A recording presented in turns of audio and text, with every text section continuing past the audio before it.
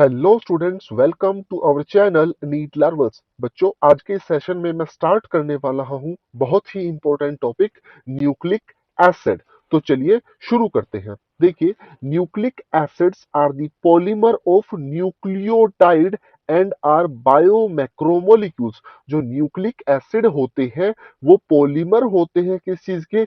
Nucleotides के। And nucleic acid is a macromolecule, ये एक मैक्रोमोलिक्यूल होता है, मैक्रोबायोमोलिक्यूल होता है। अब देखो, there are two type of nucleic acids. हमारे पास दो तरीके के न्यूक्लिक एसिड होते हैं। कौन कौन से? First we have deoxy ribo nucleic acid which is called as DNA, and second is RNA, ribo nucleic acid. तो दो टाइप के न्यूक्लिक एसिड हुए हमारे पास, DNA and RNA. Nucleotides serve as the building block of nucleic acid.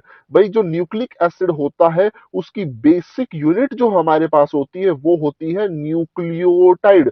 तो अगर हमें nucleic acid को डिटेल में स्टडी करना है बेटा, तो सबसे पहले हमें इसकी जो बेसिक यूनिट है न्यूक्लियोटाइड, उसको डिटेल में स्टडी करना पड़ेगा। तो चलिए इसी से शुरू करते हैं।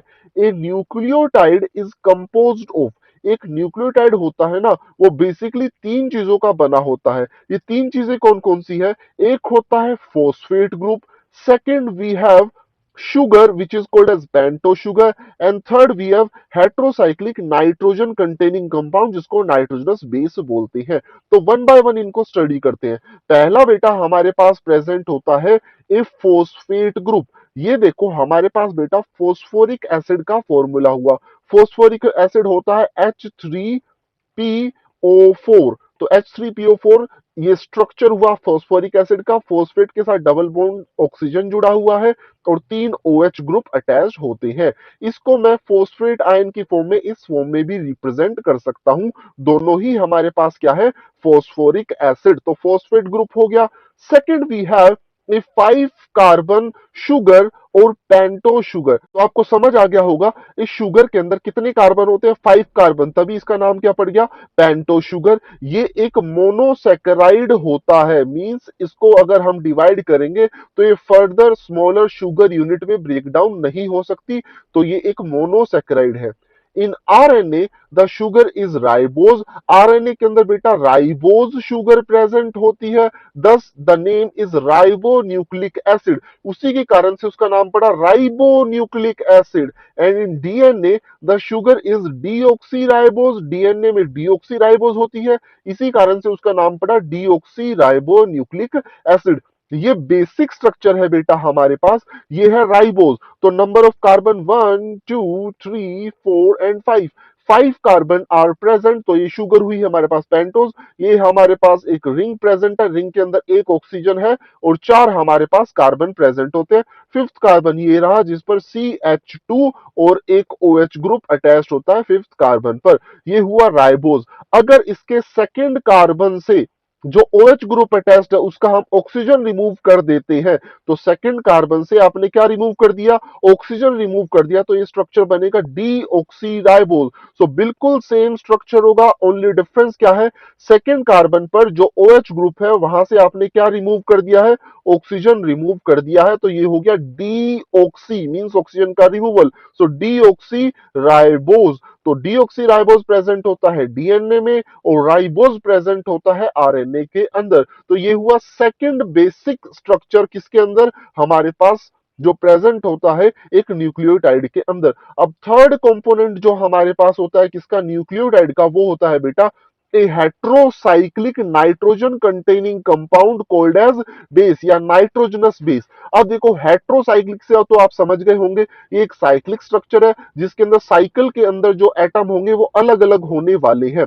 नाइट्रोजन कंटेनिंग मींस अब उस साइकिल के अंदर नाइट्रोजन प्रेजेंट होगा। अब देखो, there are different bases commonly found in the DNA. कौन कौन से होते हैं डीएनए में? एडेनिन, ये एक नाइट्रोजनस बेस है, ए से इसको रिप्रेजेंट करते हैं।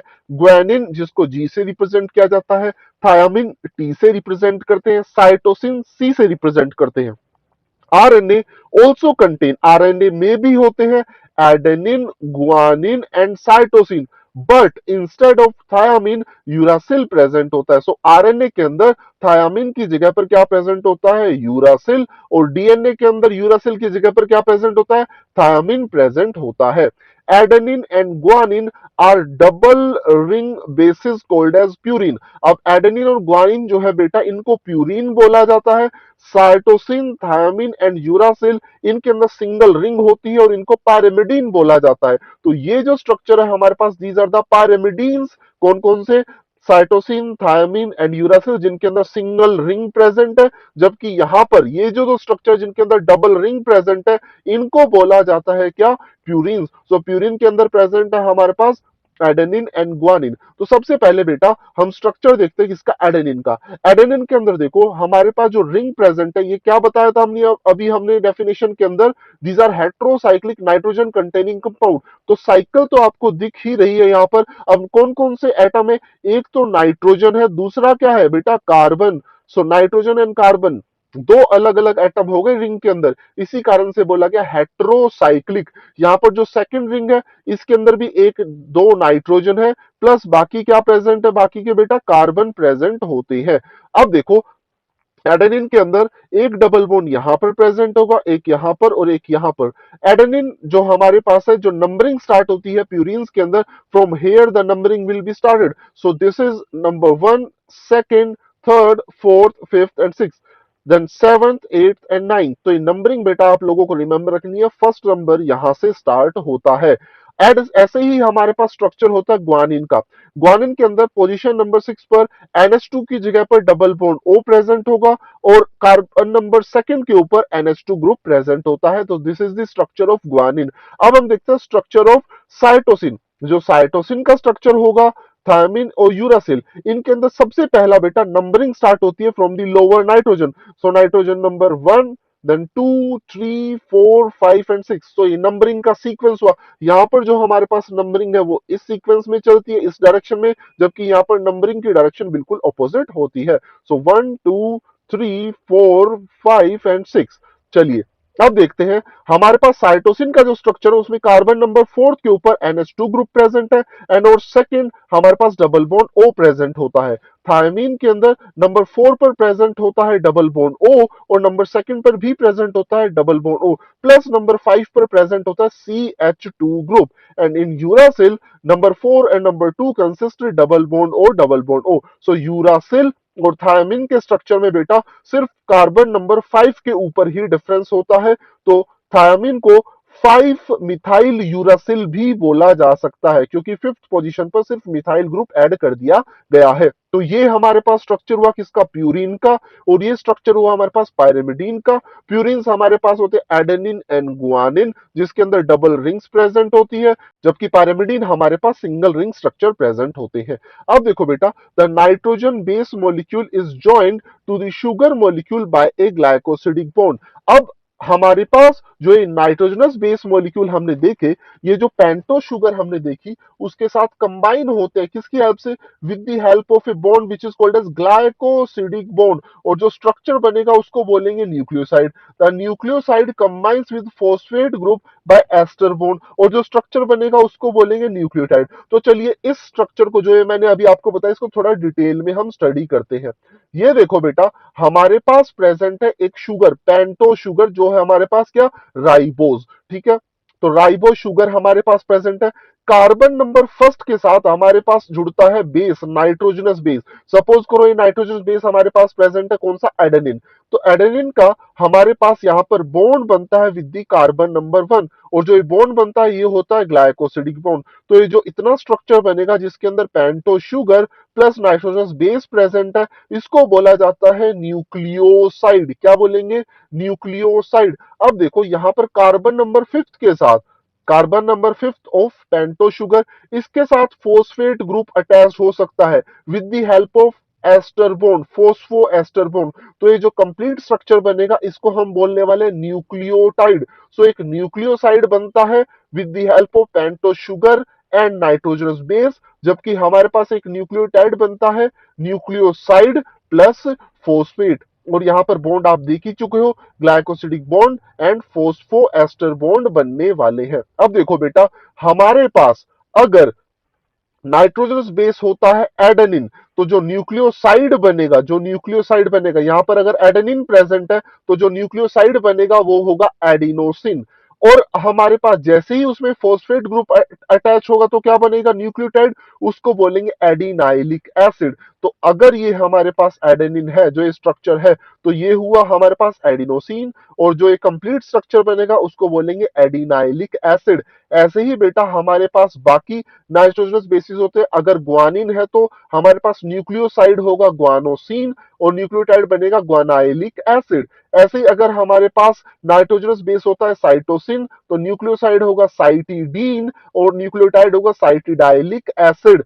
ऐसे ही हमारे पास नाइट्रोजनस बेस है थायमीन तो न्यूक्लियोसाइड होने वाला है थाइमिडीन और न्यूक्लियोटाइड होगा थाइमिडाइलिक एसिड। अगर नाइट्रोजनस बेस है यूरासिल तो न्यूक्लियोसाइड होगा यूरिडीन और न्यूक्लियोटाइड होगा यूरिडाइलिक एसिड। तो बेटा ये हमारे पास देखो क्या है, एडिनोसिन एक न्यूक्लियोसाइड जिसके अंदर सिर्फ पेंटोस शुगर और उसके साथ एक नाइट्रोजनस बेस जुड़ा हुआ है। अगर इसी स्ट्रक्चर के अंदर हम यहां पर ऐड कर देते हैं क्या, फोस्फेट ग्रुप, तो ये बन गया हमारे पास न्यूक्लियोटाइड। सो एडिनोसिन एडिनाइलिक एसिड। इसी तरीके से बाकी न्यूक्लियोटाइड और न्यूक्लियोसाइड का फॉर्मेशन होने वाला है। तो यहां पर जो भी हमने आपको बताया था, a nitrogenous base molecule is joined to the sugar moiety by the glycosidic bond and forms a structure nucleoside, and the nucleoside combines with the phosphate group by ester bond to form the nucleotide। तो यहां पर बेटा formation हो चुका है nucleoside का और nucleotide का। अब देखिए हमारे पास यहां पर ये स्ट्रक्चर गिवन है, ये हमारे पास है एक nucleotide, this is another nucleotide. अब दो न्यूक्लियोटाइड बेटा एक दूसरे से कंबाइन होंगे, कैसे कंबाइन होंगे, देखो इस न्यूक्लियोटाइड में कार्बन नंबर 5 के साथ अटैच्ड है फोस्फेट ग्रुप, यहां पर भी कार्बन नंबर 5 के साथ अटैच्ड है कौन सा group, phosphate group. Now this phosphate group यहां पर फ्री OH ग्रुप प्रेजेंट है, this OH group reacts with the OH group of carbon number 3 और इनके बीच में भी क्या बनेगा, एस्टर बॉन्ड का फॉर्मेशन होगा। So this phosphate group form bond with the carbon number 5 of one sugar and carbon number 3 of another sugar. तो यहां पर क्या बना भाई, ये phosphate group, one ester bond another ester bond, तो दो एस्टर बॉन्ड बन गए तो क्या बना, फोस्फो डाइएस्टर बॉन्ड का फॉर्मेशन हो गया। और इस तरीके से दो न्यूक्लियोटाइड एक दूसरे से लिंक्ड हो गए हैं। अब ऐसे ही बेटा बहुत सारे न्यूक्लियोटाइड एक दूसरे से लिंक होते रहेंगे with the help of phospho diester bond और हमारे पास एक स्ट्रेट चेन का फॉर्मेशन हो जाएगा। किसकी चेन, एक न्यूक्लियोटाइड की चेन का फॉर्मेशन हो जाएगा। So in nucleic acid a phosphate moiety क्या होता है, moiety is a part of larger molecule, एक लार्ज मॉलिक्यूल का जो पार्ट होता है उसको मोइटी बोला जाता है। So phosphate moiety link to the 3' carbon of one sugar, एक के 3' शुगर से अटैच्ड होती है and 5' carbon of the sugar of succeeding nucleotide, और हमारे पास जो दूसरा न्यूक्लियोटाइड होता है उसके 5th कार्बन से अटैच्ड होती है। तो यही बताया गया है, फोस्फेट एक साइड तो अटैच होता है carbon number 3 of pento sugar and दूसरी साइड अटैच होता है carbon number 5 of pento sugar. अब देखिए बेटा अगर हमारे पास इस तरीके से न्यूक्लियोटाइड अटैच हो गए हैं तो यहां पर 5' एंड फ्री है, तो जिस साइड पर 5' एंड फ्री होता है उसको बोलते हैं 5' एंड। यहां पर देखो 3' एंड फ्री है तो इसको क्या बोलेंगे, 3' एंड। तो जैसे ही हमारे पास एक स्ट्रेट चेन का फॉर्मेशन होगा न्यूक्लियोटाइड का, इसके एक एंड को तो बोला जाएगा 5' एंड जहां पर 5th कार्बन के साथ फॉस्फेट जुड़ा हुआ है, और दूसरे को बोला जाएगा 3' एंड जहां पर हमारे पास कुछ भी अटैच नहीं है, जो फ्रीली अवेलेबल होता है। अब देखो बेटा जो मैं आपको बता रहा था स्ट्रक्चर वो यहां पर अवेलेबल है। यहां पर हमारे पास था क्या, वन न्यूक्लियोटाइड, सेकंड न्यूक्लियोटाइड, यहां पर दो न्यूक्लियोटाइड आपस में जुड़ गए हैं with the help of phospho diester bond, ये हो गया हमारे पास 5' एंड, ये हो गया हमारे पास 3' एंड। यहां पर ये एक एस्टर बॉन्ड था, यहां पर ये दो एस्टर बॉन्ड बन चुके हैं। अब देखो the bond found between the phosphate and hydroxyl group of sugar is an ester bond. Phosphate और शुगर के बीच में बनने वाले बॉन्ड को बोलते हैं एस्टर बॉन्ड, फोस्फेट और शुगर के बीच में बनने वाले बॉन्ड को एस्टर बॉन्ड बोलेंगे। As there is one ester bond on either side, दोनों साइड पर एक एक एस्टर बॉन्ड होता है, so it is called as phosphodiester bond, इसको फोस्फोडाइएस्टर बॉन्ड बोला जाएगा। DNA is the genetic material, DNA genetic material होता है, forms the molecular basis of heredity, भाई हमारे पास हेरिडिटी का ये मोलिकुलर बेसिस बनाता है, means the transmission of genetic character from parents to offspring, उसका ये जेनेटिक बेसिस बनाता है in all organism. In certain viruses such as tobacco mosaic virus TMV, RNA is the genetic material. कुछ virus होते हैं या कुछ और ऑर्गेनिज्म होते हैं जिनके अंदर आरएनए हमारे पास जेनेटिक मटेरियल होता है, जिसका एक एग्जांपल आपको दिया गया है टोबैको मोजाइक वायरस। ऐसे ही nucleic acid exhibit a wide range of secondary structure. Nucleic acid के अंदर और भी बहुत सारे सेकेंडरी स्ट्रक्चर होते हैं। For example, one of the secondary structure exhibited by the DNA is famous Watson and Crick model. जो कि हमारे पास वॉटसन एंड क्रिक मॉडल है डीएनए का, वो एक सेकेंडरी स्ट्रक्चर को रिप्रेजेंट करता है। बेटा अब नेक्स्ट सेशन के अंदर हम डिस्कस करने वाले हैं डिटेल के अंदर Watson and Crick model of the DNA. I think आप लोगों को आज की क्लास में जो हमने बेसिक्स किए डीएनए के, न्यूक्लिक एसिड के, वो आप लोगों को अच्छे से समझ आ गए हैं। डिटेल स्ट्रक्चर के लिए बने रहिए हमारे साथ। Thank you students. आपको इस वीडियो से थोड़ी भी हेल्प मिली हो तो हमारे इस वीडियो को लाइक कीजिए, शेयर कीजिए और हमारे चैनल को सब्सक्राइब कीजिए। Thank you.